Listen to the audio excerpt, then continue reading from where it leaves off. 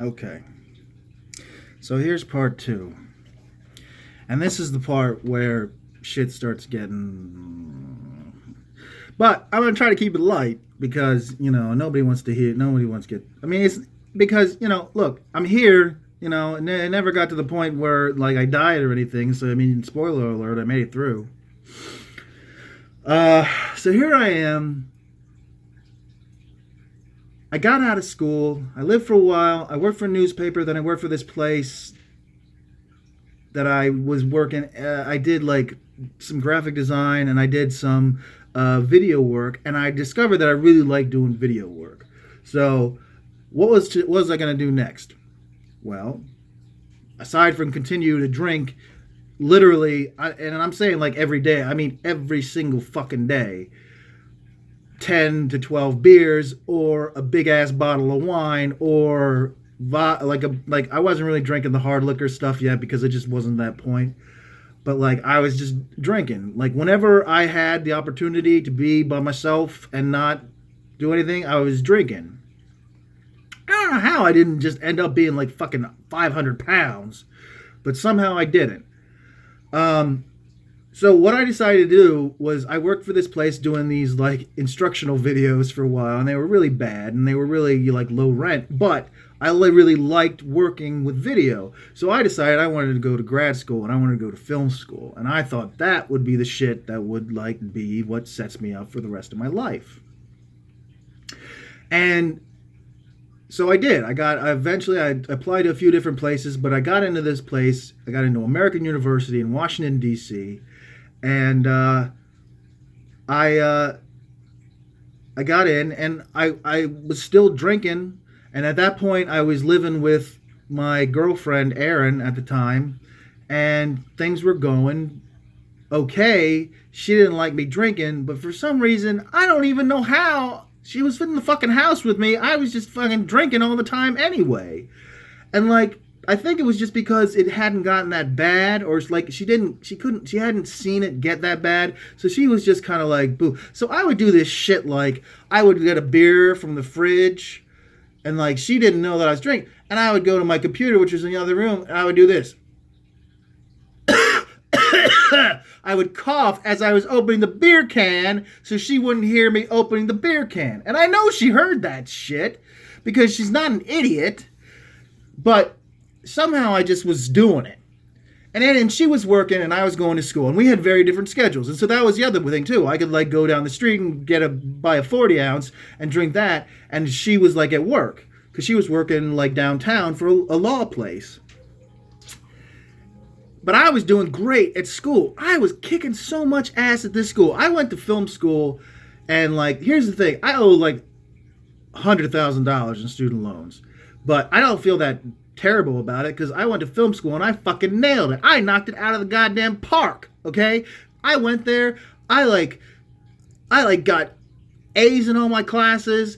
I like wrote scripts that like we had like these big like things at the end of the year were competitions, and I was winning competitions left and right, and people and all like the biggest guys in the school, like the actual like people who like make films, they were asking me to be their like TAs and stuff in their classes. And I was having a great ass time because everybody thought I was amazing, and I was like handling being drunk, except that I wasn't.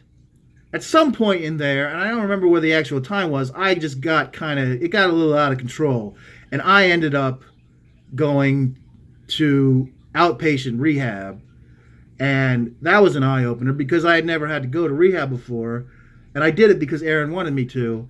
And actually I went to school for 3 years. For a good 2 years of that, after like a year of like drinking, I actually quit drinking, and I wasn't drinking for 2 years. And that of course was the time when I was doing and kicking so much ass because I wasn't drinking all the time. That's right. So, I mean, really, drinking just like saps you of everything. You can't be at your top level if you fucking are drunk all the time and you're fucking hungover all the time because you just feel like shit. You just don't have any energy for that shit.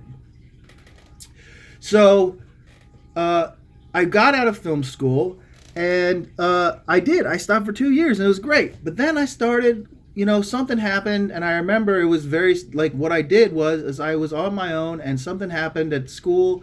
I was really happy about something, and I was like, you know what? It's been a while. I'm just gonna go, and I'm gonna get a fucking 40 ounce of cheap malt liquor, and I'm gonna drink it.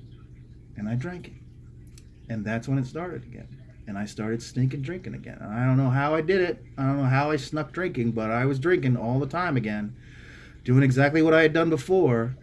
And at that point, I got out of school. It was 2005, and Erin said, "Look, you need to go to LA." And I was like, "Okay, let's go to LA." And she's like, "Well, I'm not fucking going to LA with you unless you marry me."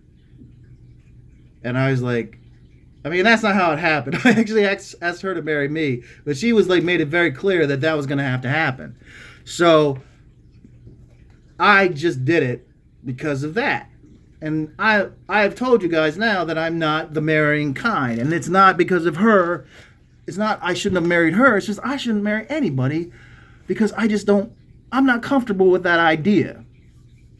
So I got married, and I was pretty much kind of keeping sober, but not really. But then, like the whole thing was eventually we moved to LA, and fucking LA, Jesus Christ, there's a liquor store in every corner. There's liquor, you can buy liquor in the grocery store. You can buy liquor everywhere. I mean, it was like crazy. And it just, at that point, I started getting really, really anxious. And I moved to LA not knowing what I was going to do. But and I was trying. I got internships, and I would fucking go and work on these film crews and stuff, and I got a job where I was working nights as a master control operator for this company, where I would just sit around all night, watching these monitors, and shit didn't happen, and all I had to do was watch the monitors, and I had plenty of time to write and do whatever I wanted.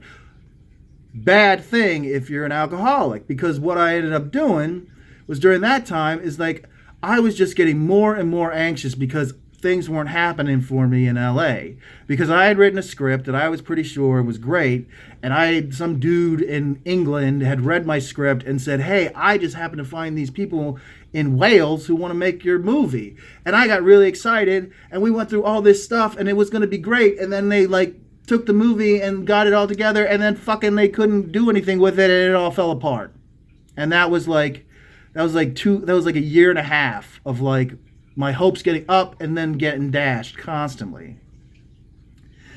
And during that whole time, I just was going nuts and getting more and more mad. And because when you're not successful in LA, it's really hard, because everywhere you look is people being successful. I mean, that's just it. You're everywhere you go are billboards for all the new shows that are coming out and all this shit. And it's crazy. It's constantly telling you, hey, you're a loser if you came here to be successful and you're not successful, you're just a loser. And it was such a hustle, and I just couldn't stand it, and I had a fucking mental breakdown. And that was the first time I got put into a mental institution. And I went to UCLA mental institution for a month, and it was, or not a month, but for a couple of weeks. And it was fascinating, and I met really great people there. And I learned a lot about how this shit was going on in my head, and it was a start, but it wasn't nearly enough yet. But the thing is I went in there and came out, and I tried to get back, and my fucking job was so nice, and they had this great insurance. I didn't have to pay a cent, and they were ready to take me back after I got out of the crazy place. But then I just kept drinking until one day I actually went into work and drank a fucking fifth of rum on my job, and was so drunk when they showed up after the night shift that I was blacked out, and I fucking threw a burrito against the wall and ran away and hid in the parking garage, and I don't even remember any of it, but it was awful. And they had to call Erin to come get me, and she was mortified, and it was just really, really terrible. So I got fired, or they asked me to quit. But they were really nice about it. And I could still like I could still it just that I just was so fucked up. I just didn't know what to do because my dreams weren't coming true. I didn't know. I had this big hole in myself and I didn't know how to fill it. And the only thing that would fill it was fucking alcohol. So what did we do?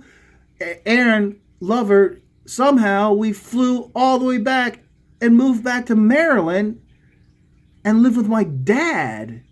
And it was like for a good like almost a year I lived in my dad's spare bedroom with Erin, and she found a job and she was doing great and I couldn't find anything for a long time and I was still fucking drinking as much as I could and like fucking going into his like closet and sneaking his shit and drinking it. I don't know what the fuck was wrong with me. My dad was like trying so hard to help me.